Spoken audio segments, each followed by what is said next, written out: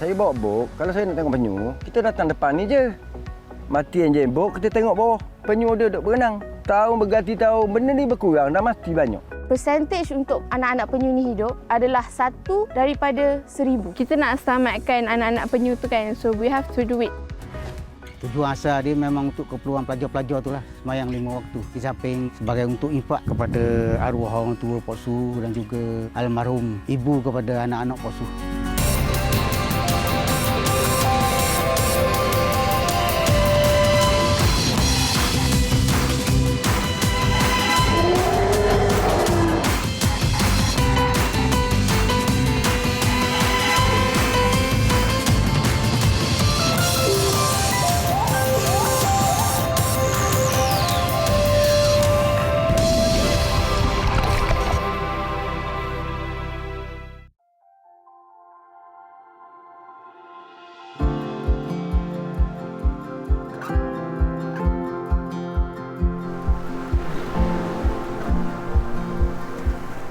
Pulau Kapas, salah sebuah pulau yang melatari perairan negeri Terengganu. Terletak 6 km dari Jatimarang, pulau ini berkeluasan 21 km persegi. Seperti pulau-pulau lain di negeri pantai timur ini, Pulau Kapas kaya dengan hidupan laut yang pelbagai. Paling menyerlah penyu, spesies reptilia yang sinonim dengan negeri Terengganu.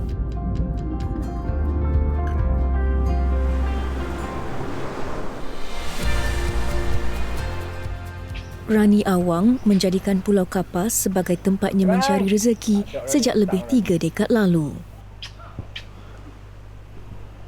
Berusia 56 tahun, anak Jatimarang ini digamit panggilan Pulau Kapas sejak kecil lagi. Rumah saya tepi laut. Bila saya buka tikar tu, saya tengok Pulau Kapas. Jadi satu benda yang kata macam, saya nak cakap macam mana, misteri untuk saya. Apa benda ni? Masa kecil-kecil lah, itu 5-6 tahun. Saya buka tikar, hari-hari saya tengok Pulau Kapas. Dan saya bertekad lah, satu hari saya nak tahu, saya nak pergi sana, saya nak tengok apa ada sana. Lepas tu saya memang terpikat lah. Terus terpikat sebab saya suka laut, air jernih, pasir putih, pokoknya melambai. Jadi saya jatuh hati. Masa tu lah. Lepas tu, start pada tu, saya pun bila katakan hari cuti, saya ambil sampan nelayan, kayu dengan kawan saya. Saya boleh katakan sebulan sekali tu saya datang melawat lah. Suka main kat sini. Masa tu, penyu banyak. Saya tak tahu trek penyu tu, apa benda binatang saya tak tahu. Saya tahu telur penyu. Saya tahu penyu. Tapi saya tak pernah di-expose benda-benda ni. Sebab belakang rumah saya pun ada penyu naik. Tapi saya tak pernah fikir ya. Trek ni apa. Tapi banyak. Sana ada. Gitulah ceritanya. Dan hati saya dekatlah dengan benda semula jadi ni. Rani pengurus salah sebuah dormitory di Pulau Kapas. Selain itu, dia turut meluangkan masa menjadi penjaga bagi turtle hatchery atau tempat penetasan penyu di sini. Sama seperti generasi seangkatan dengannya, kelibat penyu bertelur di pantai bukan asing buat Rani satu ketika dahulu. Dulu depan ni, kalau saya boatman, saya bawa bok, kalau saya nak tengok penyu, guys nak tengok penyu ke, kita datang depan ni je. Mati yang jembok, kita tengok bawah. Penyu dia duduk berenang. Ataupun duduk sekejap, dia naik atas. Lepas tu, tahun berganti tahun, benda ni berkurang, dah mati banyak. Lepas tu, tak ada yang diganti. Daripada saat tu lah, saya tengok banyak penyelewengan. Saya kata, okeylah, saya orang sini. Apa benda yang patut saya buat ni? Saya nak bagi, apa boleh saya baginya? Duit ada lah. Tapi tenaga ada. So, saya buat keputusan nak tolong jaga binatang ni lah, penyu. Itu je lah. Rani tidak keseorangan dalam misi konservasi penyu di sekitar Pulau Kapas. Inisiatif ini turut dibantu Muhammad Farid Reza Isa dan sekumpulan pelajar Universiti Malaysia Terengganu. Mereka sebahagian Kapas Conservation Society, sebuah pertubuhan bukan kerajaan yang mahu menjaga keindahan serta kekayaan biodiversiti pulau ini. Berusia 35 tahun, Reza bekerja untuk sebuah resort di sini. Pada masa yang sama, dia juga pengurus program bagi pertubuhan ini yang didaftarkan secara rasmi sejak tahun lalu. I've been living here for quite a while now. So business kita banyak bergantung pada alam sekitar, because orang datang sini nak tengok benda yang cantik kan, nak pergi snorkel, pergi jungle trekking. So in order for the island can like continue, being pretty and being like clean and all, so it's important that the local people, especially business operators lah, sebab diorang jana pendapatan daripada alam yang kita ada kan, macam coral reefs, bawa pergi snorkeling and everything.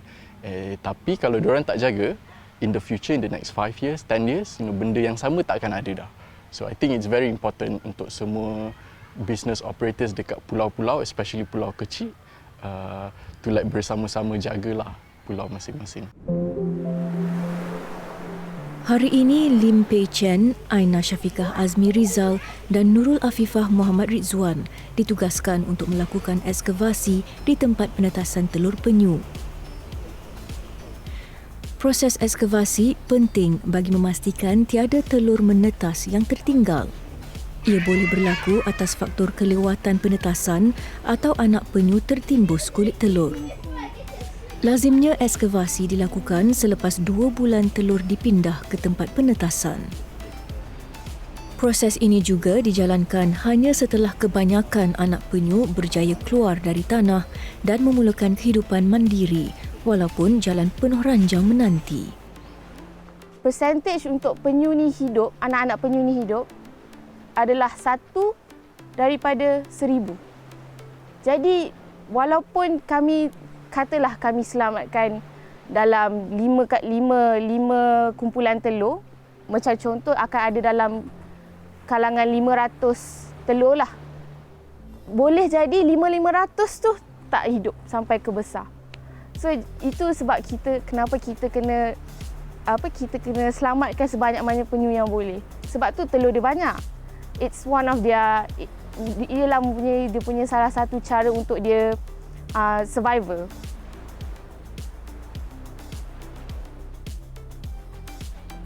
Proses ekskavasi berperanan menentukan peratusan telur yang berjaya menetas berbanding jumlah yang dipindahkan 2 bulan sebelumnya. Ada juga anak penyu yang dilahirkan cacat disebabkan faktor serangan serangga ketika proses pengeraman bawah tanah. Biarpun begitu, anak penyu yang kekurangan upaya ini perlu diberikan ruang untuk ia bertarung nyawa sendiri demi survivalnya. Penggalian perlu dilakukan secara berhati-hati. Afifah, Aina dan Pei Chen tidak tahu berapa ekor lagi yang berjaya menetas. Setiap anak penyu yang berjaya dikeluarkan akan dikumpulkan sebelum ia dilepaskan ke laut. Fitrahnya, ini adalah proses semula jadi.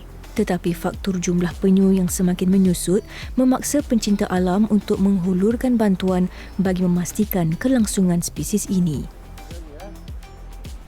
Kiranya macam cat hatchery ni lagi terjagalah telur-telur tu. Sebab kita nak memastikan yang penyu-penyu ni akan sentiasa berjaya untuk ke laut dan sentiasa kembali semula untuk bertelur, untuk memastikan kelangsungan spesies tersebut. Dan hatchery ni kita bukan je pindahkan telur je. Lepas 60 hari ibu penyu tu bertelur, kita akan dan lepas 60 hari tu anak-anak penyu kebanyakannya dah keluar daripada sarang dan kita akan lepaskan ke dalam laut. Perairan Terengganu yang dahulu terkenal dengan pendaratan penyu semakin diancam kepupusan. Hanya usaha pemuliharaan dapat mengelakkan spesies berusia jutaan tahun ini berakhir menjadi satu nostalgia silam.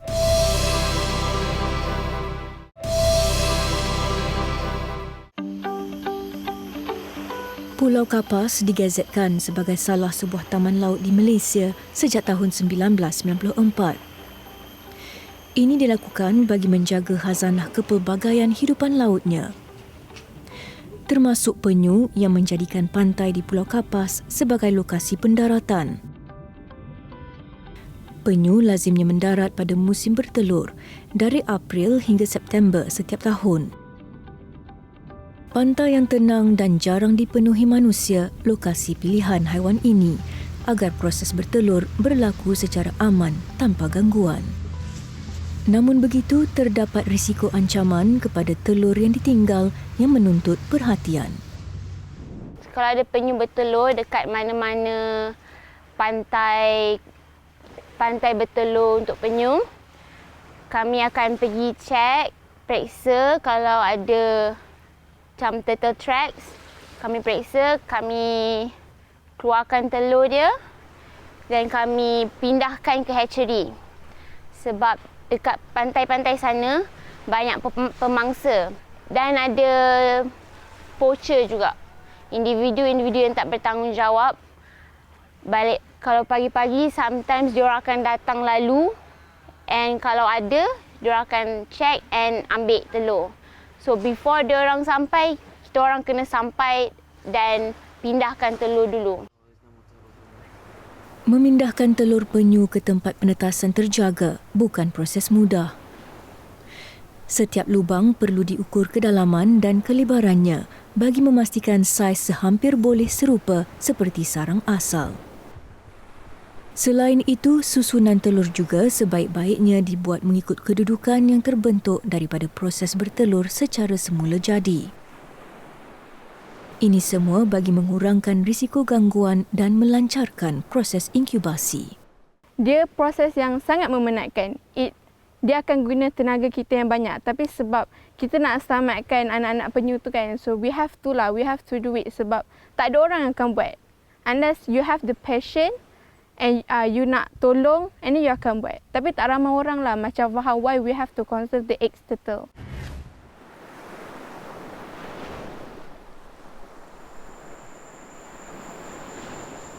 Malam menjelang tiba, Rani membawa botnya ke Pantai Derdap, satu-satunya pantai yang masih didarati penyu. Dia ditemani Afifah dan Nur Afikah Darwisha Muhammad Amin David, dua pelajar jurusan biologi marin yang sedang menjalani latihan praktikal di Pulau Kapas. Mereka bertiga ke Pantai Derdap bagi melepaskan anak penyu yang dikeluarkan dari tempat penetasannya petang tadi.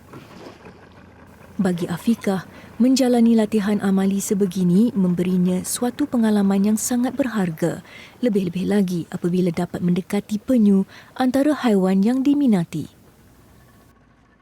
Saya minat penyu sebab penyu ni dia salah satu spesies yang terancam dan dia spesies yang telah dekat muka bumi ni dalam tempoh yang lama.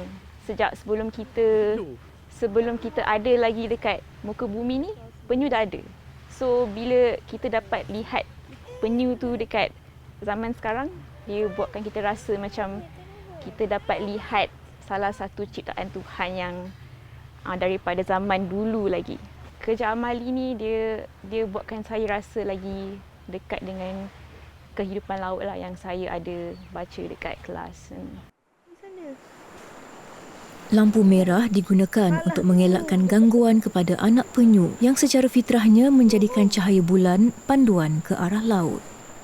Untuk membantu anak penyu lebih cepat berdikari, Rani bergegas mengambil air laut di pesisir pantai.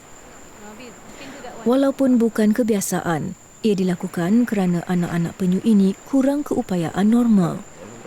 Ilmu ini ditimba Rani sepanjang 3 dekad menjalankan kerja konservasi penyu. Pengalaman yang tidak ternilai walau usahanya kerap dicemuh penduduk tempatan sebelum ini. Saya duk perhati orang kita pun lebih kepada benda-benda gini dia tak berapa suka lah. Saya nak cakapkan, saya tak erti lah. Dia non-profit. Bila tak ada untung ni kok, gitulah. Tak ada orang nak kerja free. Minta maaf lah. Saya pun cuma saya berniat gini je lah. Saya buat ni kerana Allah. Itu je. Okey. Kerana Allah tu je, tak ada benda. Saya tak pernah minta dibalas pun. Sebab atas tanggungjawab saya, manusia, makhluk Tuhan. Kita sama je dengan penyu. Maksudnya makhluk Tuhan belaka. Jadi salah seorang mesti korban lah untuk jaga ni. Itu je. Selain cahaya bulan yang membantu anak penyu mencari laluan ke laut, lapangan magnetik bumi turut membantu ia menuju habitat baru. Lapangan magnetik ini juga antara faktor penyu kembali semula ke laut dan pantai kelahirannya untuk mengawan serta bertelur. Kesemua ini dilakukan biarpun sekian lama hidup menyendiri di lautan lepas. Dia bila dia dah menetas, dia takkan ada parents jaga dia. Dia takkan ada mak ayah dia yang jaga dia. So dia daripada kecil dia bergerak solo. So begitulah, sebab itulah kita kena lepaskan sebanyak mana anak penyu yang boleh. Bagi Rani, setiap anak penyu yang dilepaskannya ke laut diibaratkan anak sendiri yang dikongsi dengan alam. Ribuan sudah dilepaskannya dan ada juga yang sudah kembali ke Pulau Kapas untuk bertelur. Setiap anak penyu ini direkodkan Rani sebelum dikongsi bersama kumpulan aktivis konservasi penyu di sini. Walau berselang tahun, Rani tidak akan pernah berputus asa dalam usahanya. Bila awak mana dilahirkan di sini boleh katakan okey, tanah darah tumpahku semua ada. Lepas tu benda-benda hilang. Jadi memang saya terpanggil lah nak buat benda ni. Itu point dia lah, terpanggil.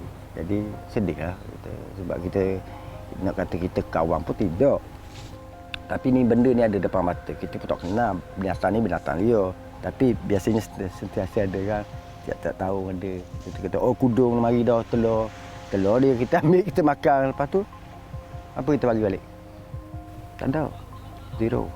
Kalau kita biarkan benda ni, dia akan jadi macam rantau abang lah. Maksudnya sejarah akan berulang lah di Pulau Kapas. Itu sedih lah. Bagi saya, boleh katakan saya, dikatakan anak cucu saya melepas lah yang benda gitu. Sekarang ni okey lah lagi. Kita cakap pasal 30-40 tahun dulu. Mungkin benda yang sama juga macam kita ni. Masa ni ada lagi.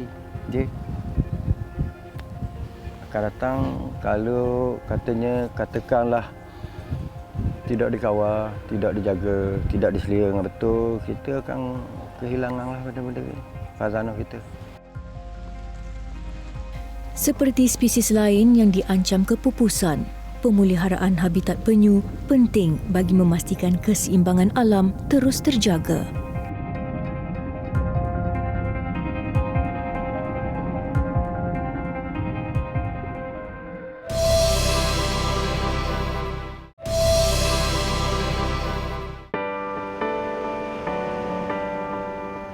Pulau Kapas merupakan salah satu pulau pelancongan terkenal negeri Terengganu lantaran lokasinya berhampiran dengan tanah besar semenanjung. Sektor pelancongan membantu ekonomi penduduk setempat, namun kehadiran pelancong jugalah yang berpotensi membawa masalah kepada ekosistem pulau. What I saw in this island is that when the tourists come and visit the island, they snorkel.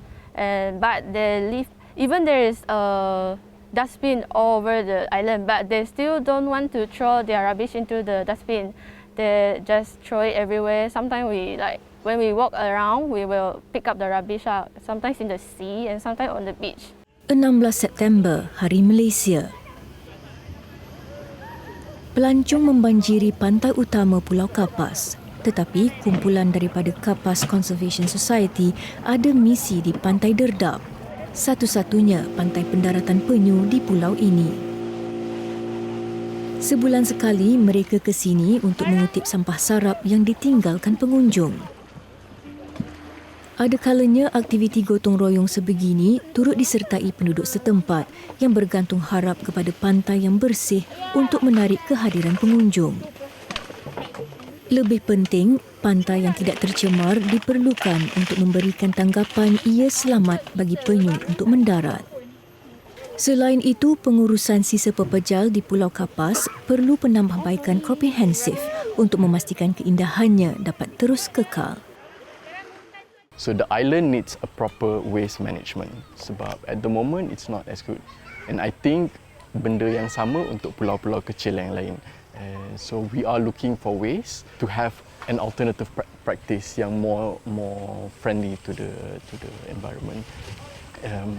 Also like macam all this beach cleanup, upcycling, recycling kan. So it's very important for like any islands in Malaysia or in the whole world, kalau ada pantai pendaratan penyu, kita kena jaga.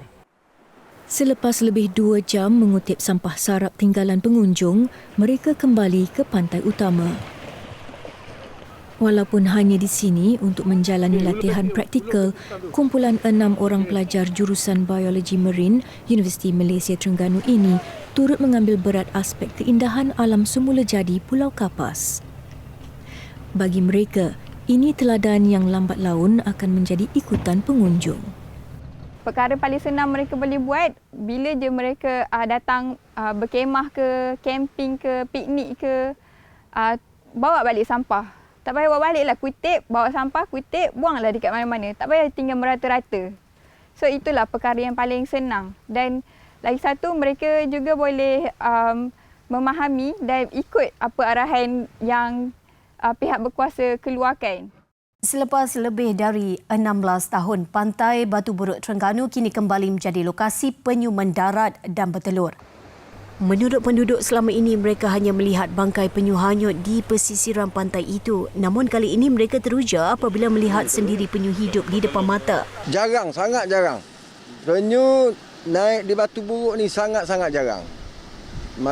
Saya rasalah dengan MCO ni, jadi bila orang kurang pergi laut ni, alaminya, naturally-nya. Proses mengutip 50 biji telur penyu terbabit oleh pihak berkaitan selesai sepenuhnya jam 11 malam.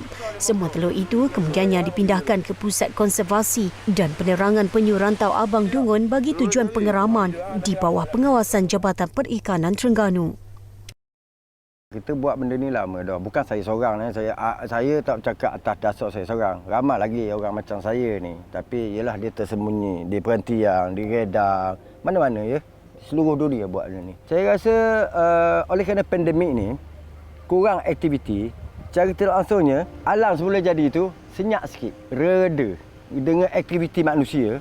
So, benda-benda gini akan rapat baliklah.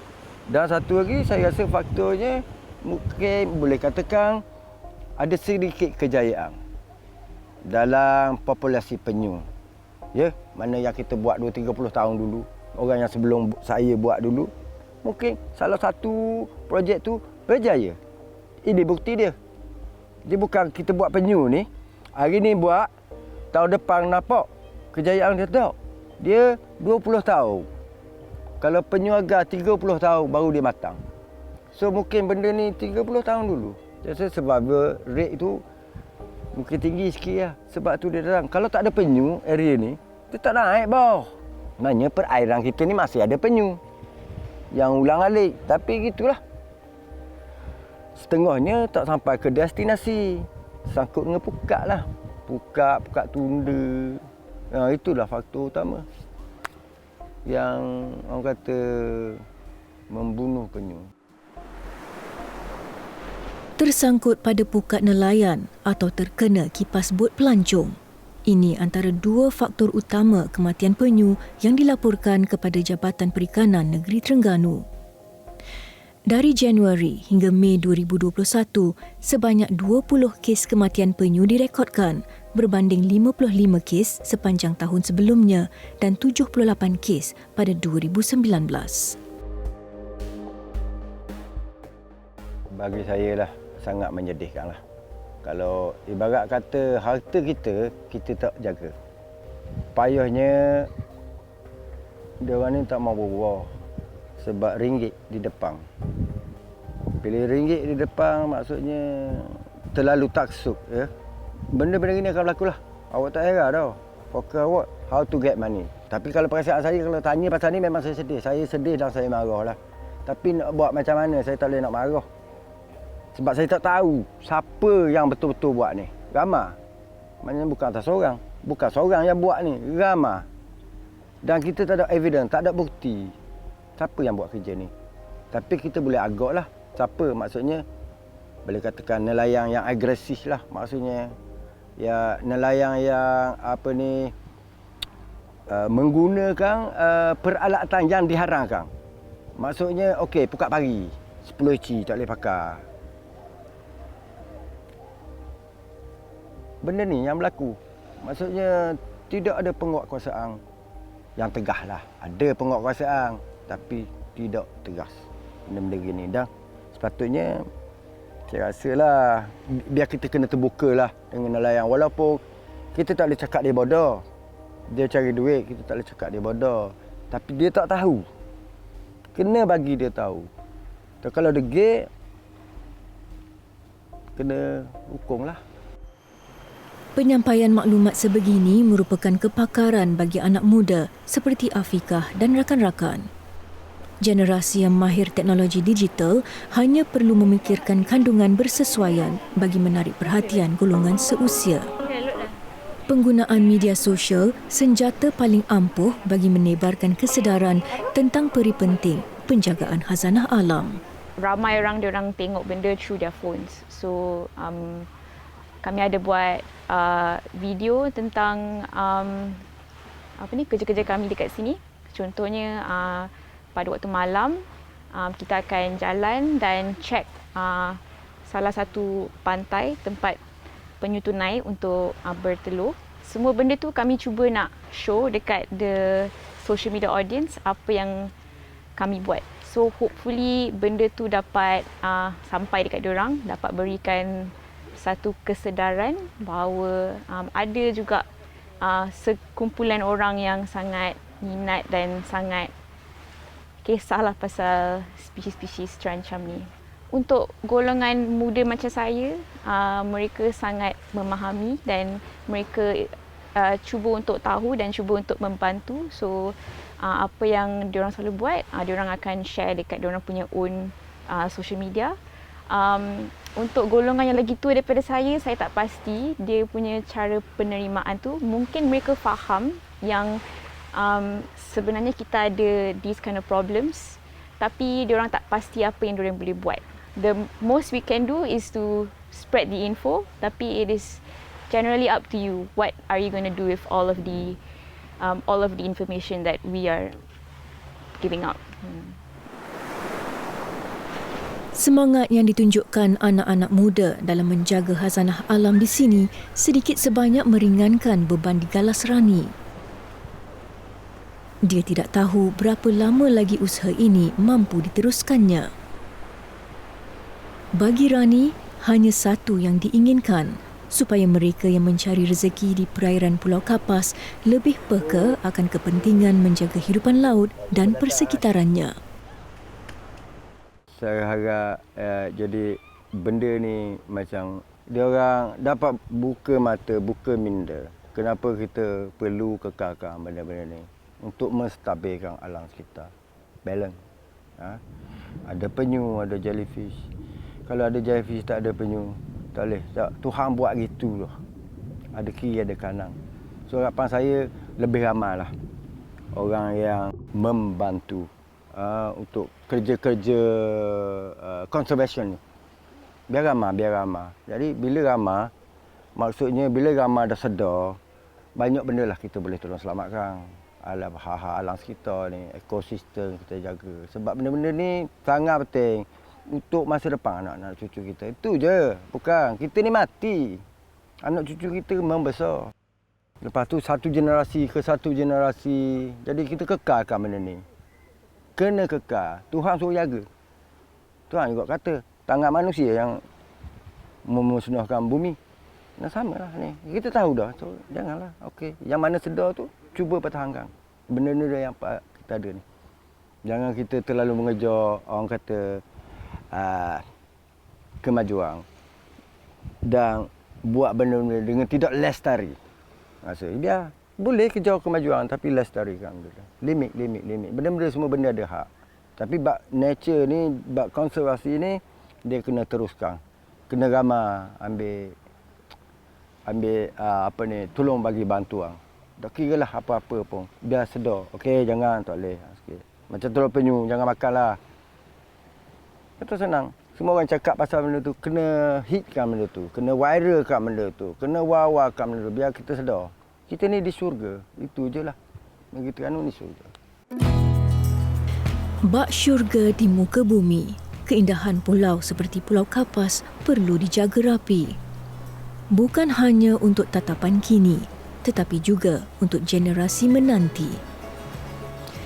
Kepelbagaian alam flora dan fauna termasuk hidupan laut penting untuk diseimbangi. Berikan kesempatan sang penyu untuk terus menangis kerana itu tangisan kebahagiaan yang dititiskan tatkala dapat kembali ke tempat kelahiran meneruskan kelangsungan keturunan setelah sepanjang hidup bebas di lautan.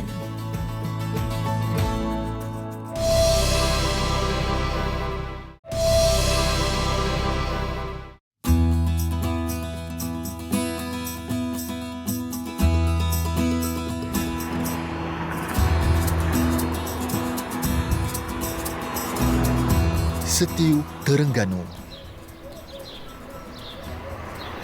Di kampung Rutapai, bersebelahan jalan utama Kuala Terengganu, Kota Baru, terbina sebuah binaan unik.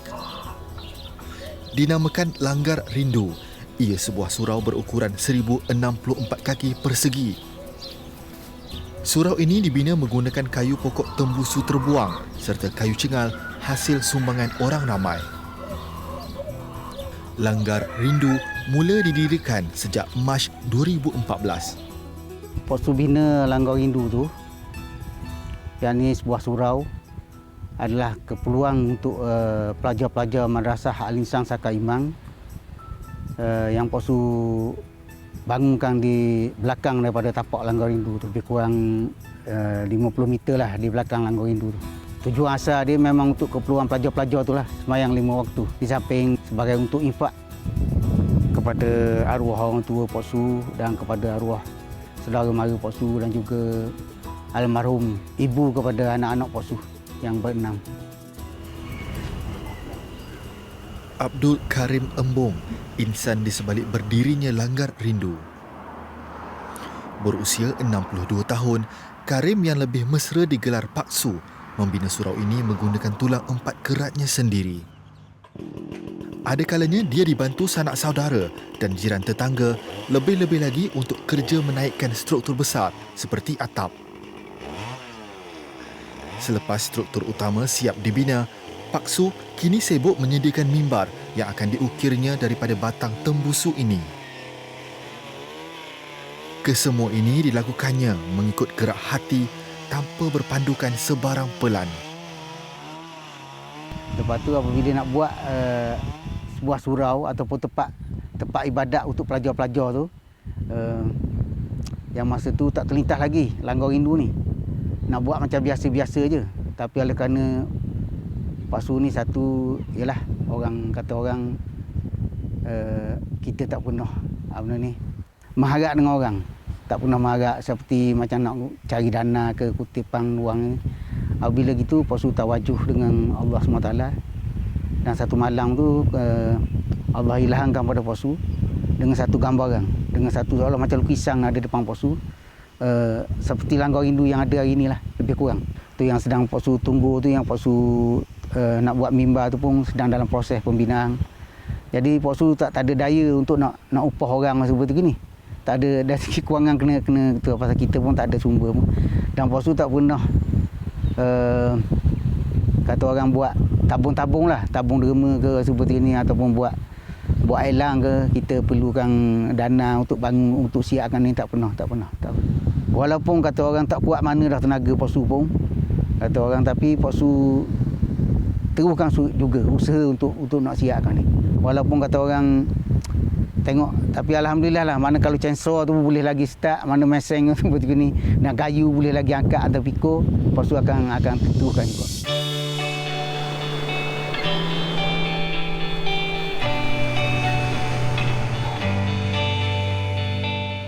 Pak Su juga seorang penyajak yang dikenali di kalangan penggiat puisi tempatan.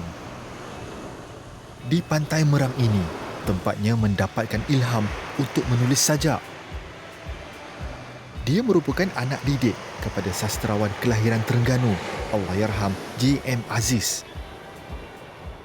J.M. Aziz atau nama sebenarnya Abdul Aziz Abdul Rahman, seorang penyajak yang terkenal dengan puisi berlatarkan lautan. Nama pena berpangkal JM diberi sastrawan negara Datuk Seri A. Samad Said, singkatan kepada jiwa merana, nama pena asal Aziz yang menderita penyakit kusta pada zaman 1960-an. Puisinya pernah dilakukan oleh Allahyarham Datuk Sudirman Haji Arsyad.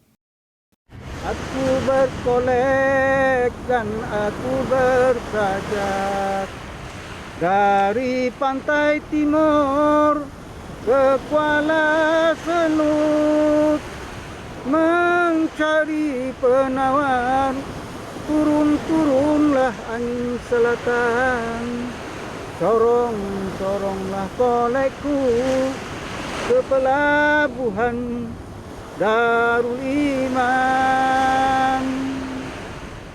Dalam kata orang alam puisi dan juga alam penulisan, Pak Su sebenarnya tak pernah terima mana-mana pendidikan secara formal lah untuk menjadi seorang penulis.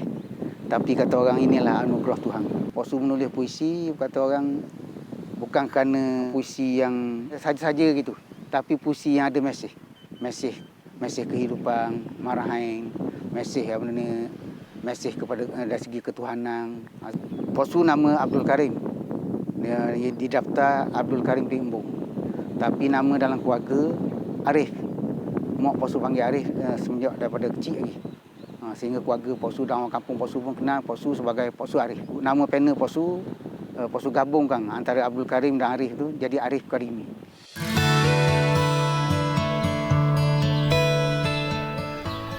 Selain bermain dengan kata-kata, darah seni yang mengalir dalam tubuh Pak Su juga dizahirkannya melalui seni bina Langgar Rindu yang turut dibuka kepada umum untuk dilawati. Langgar yang dimaksudkan Pak Su bermakna surau, istilah yang lazimnya digunakan masyarakat Melayu dagang, terdiri daripada suku kaum Boyan. Rindu pula menggambarkan perasaannya kepada Yang Esa. Kerana darinya lah datang segala bakat dan kebolehan insan bernama Abdul Karim Embong. Jadi Pak Su pun tak tahu macam mana ini muka sama kat macam menukang. Menukang awak tanya Pak Su, dah belajar dulu kerja menukang? Kata tak.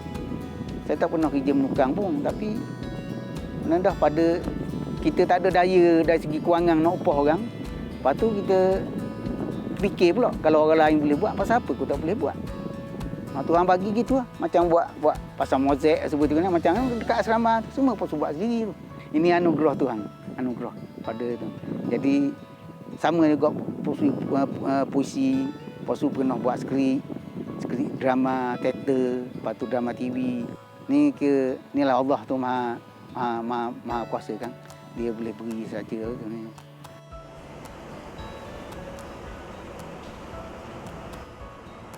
Menulis puisi memberikan suatu ketenangan berbeza buat Pak Su, biarpun hanya dilakukan sekali-sekala. Namun hari ini sebuah puisi dinukilnya di atas kertas buat kali pertama dengan judul Langgar Rindu. Setiap bait kata yang dicoret merupakan curahan hati nurani seorang insan kepada yang tersayang.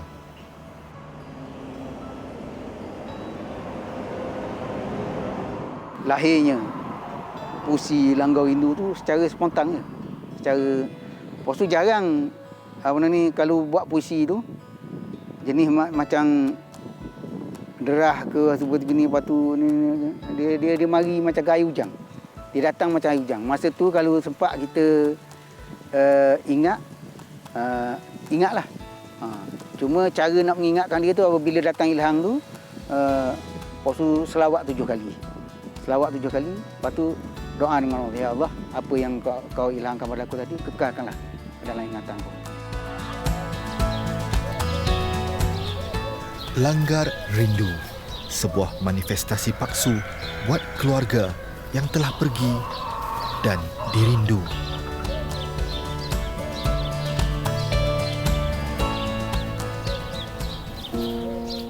Langgar rindu. Aku lakar di kalbu. Langgar rindu. Santapan untukmu, ayuhai ayah dan ibu. Tabah mengunyah lelah. Sabar menghadam payah. Senyum menghirup gundah. Jerih tak pernah menggugah. Usia merenta di laman Maracapada dalam reda memanusiakan anak-anak dan cucu-cucu. Seorang aku Al-Fatihah berjejer, takkan terbalas budi diecer. Aku ukir nang syahdu, langgar rindu. Semanis abadi senyummu, kala berkalam menitik surat hayatmu. Malam Jumaat ke negeri bakhakmu. Aduhai arwah ibu, putri dan putraku, jadilah engkau ketua bidadari Al-Fidausi seorang lelaki. Amin ya rabbal alamin.